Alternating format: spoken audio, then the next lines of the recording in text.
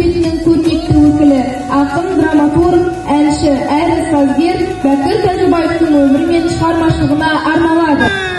Күндіз-түні бір тынбай дала кезген шапқылап, құмар едім өзіңе бала кезден Ақбұлақ. Әнге бөлеп маңайда асып-тасып жатасың, ақ моншақтан аспанға шашу шашып жатасың. Сен келіп жағаңнан анам талай суалған, сен келіп жағаңнан әкем атын суарған. Айналайын Ақбұлақ, асыр салған жағаңда, сенен артық өлкедей бұл әлемнен табам ба.